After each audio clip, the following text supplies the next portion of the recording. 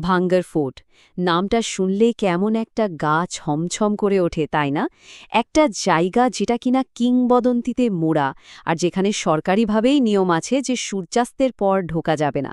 চলুন আজ আমরা এই রহস্যের একেবারে গভীরে গিয়ে দেখি ব্যাপারটা ঠিক কী। আর এই প্রশ্নটাই তো আসল, তাই না? কেন? এমন কি আছে ওখানে যে সরকার নিজে থেকে বলছে রাতে ওখানে ঢোকা বারণ? এর পেছনে কারণটা ঠিক কি? নিশ্চয়ই খুব গভীর কোনো রহস্য তো লুকিয়ে আছেই। দেখুন, এটা কিন্তু কোনো গুজব বা মুখে মুখে ছড়ানো কথা নয়। একেবারে আর্কিওলজিক্যাল সার্ভে অফ ইন্ডিয়া মানে ASI এর লাগানো সরকারি বোর্ড। আর সত্যি বলতে ভারতে এমন ঐতিহাসিক জায়গা খুব কমই আছে যেখানে এতটা কড়া নিয়মকানুন। আর ঠিক এই কারণে ভাঙরের রহস্যটা যেন আরও কয়েকগুণ বেড়ে যায়।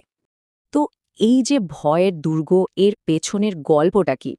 নিয়মটা তো জানা গেল, কিন্তু এই নিয়মটা শুধু কাগজে কলমে নয়, এটা কিন্তু খুব কঠোরভাবে মানা হয়। চলুন দেখি ওখানকার আসল পরিস্থিতিটা ঠিক কেমন। ভাবুন একবার, রাজস্থানের আলওয়ার জেলার এই জায়গায় সন্ধে ৭টা বাজতে না বাজতেই কাছের যে বাজার গোলাকাবাস, সেটা পুরো বন্ধ হয়ে যায়। মানে একদম শুনশান।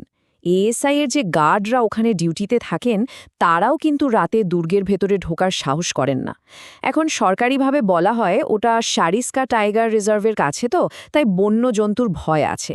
কিন্তু আসল কারণটা নাকি অন্য। গার্ডরাও আড়ালে আবডালে স্বীকার করেন যে জায়গাটা সত্যি সত্যিই ভুতুড়ে। তাহলে এই যে এত ভয়, এর উৎসটা কোথায়?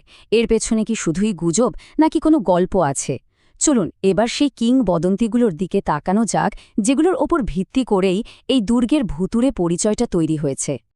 ভাবা যায়, একসময় এই ভাঙ্গর ছিল একটা জমজমাট ঝলমলের শহর। বড় বড় প্রাসাদ, মন্দির, বাজার, কি ছিল না। কিন্তু ১৭৮৩ সাল নাগাদ হঠাৎ করেই যেন সব শেষ। পুরো হাসি খুশি শহরটা একটা পরিত্যক্ত ধ্বংসস্তূপে পরিণত হলো। কিন্তু কেন? হঠাৎ করে কি এমন হলো? এর পেছনে না দুটো খুব জনপ্রিয় গল্প আছে। এক, তান্ত্রিক সিংহিয়ার গল্প। বলা হয় সে নাকি কালো জাদু দিয়ে অপরূপ সুন্দরী রাজকুমারী রত্নাবতীকে বশ করতে চেয়েছিল। কিন্তু রাজকুমারী চালাক ছিলেন, তিনি সব ধরে ফেলেন। আর তখন মৃত্যুর আগে ওই তান্ত্রিক নাকি পুরো শহরকে ধ্বংসের অভিশাপ দিয়ে যায়। আর দুই, সাধু বালুনাথের গল্প। ওনার শর্ত ছিল একটাই, দুর্গের ছায়া যেন তার কুটিরে না পড়ে। কিন্তু একজন রাজা সেই শর্ত মানেননি, আর তার ফলেই নাকি সাধুর অভিশাপে পুরো শহরটা ধ্বংসস্তূপে পরিণত হয়। হ্যাঁ, এটা কিন্তু মনে রাখতে হবে, এগুলো সবই লোক মুখে চলা গল্প, কোনো পাকা ঐতিহাসিক প্রমাণ কিন্তু এর নেই। তো পুরনো কিংবদন্তি তো শুনলাম, কিন্তু আজকের দিনে কি হয়? চলুন এবার সেই সব গল্প শোনা যাক যেগুলো এই ভয়কে আজও মানুষের মনে একেবারে তাজা করে রেখেছে। স্থানীয় লোকজন কি বলে জানেন? তারা এটাকে সাধারণ ভূতের আস্তানা বলে না, তারা বলে এটা জিনদের শহর।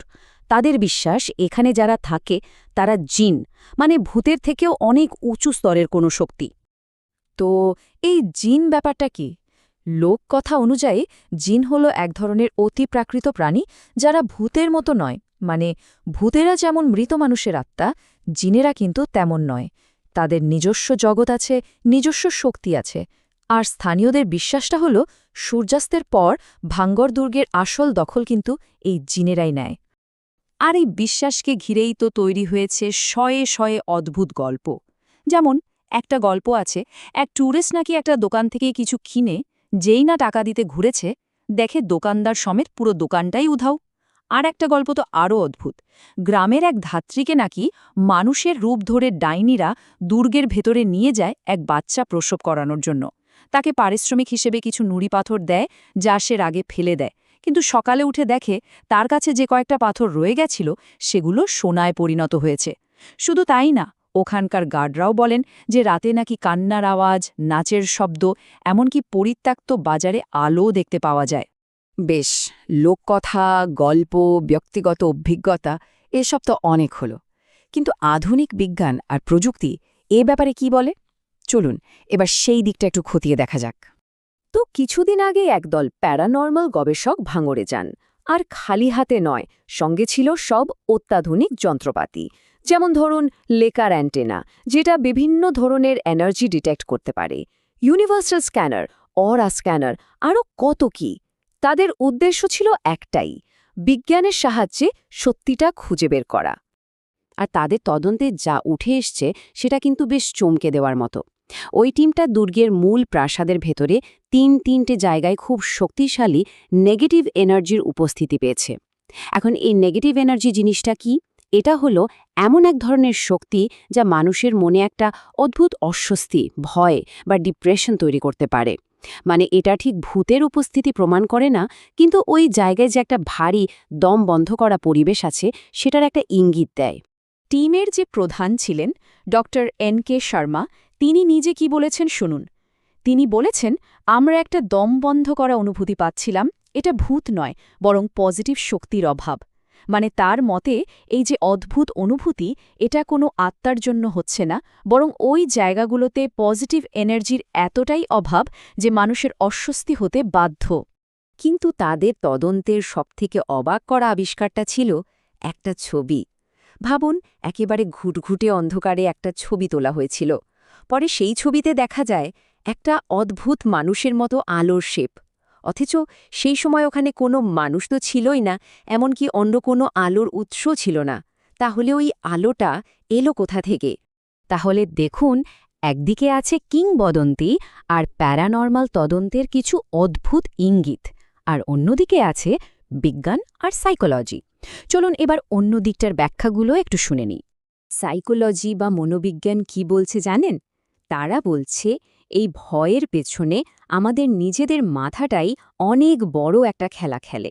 যেমন ধরুন এক্সপেকটেশন বায়াস, মানে আমরা যদি আগে থেকেই শুনে যাই যে একটা জায়গা ভুতুড়ে, তখন আমাদের ব্রেন কিন্তু সামান্যতম শব্দ বা ছায়াকেও একটা বিপদ বলে ভাবতে শুরু করে। তার উপর থাকে হাইপার ভিজিলেন্স, মানে আমাদের সমস্ত সেন্সগুলো তখন সাংঘাতিক অ্যালার্ট থাকে।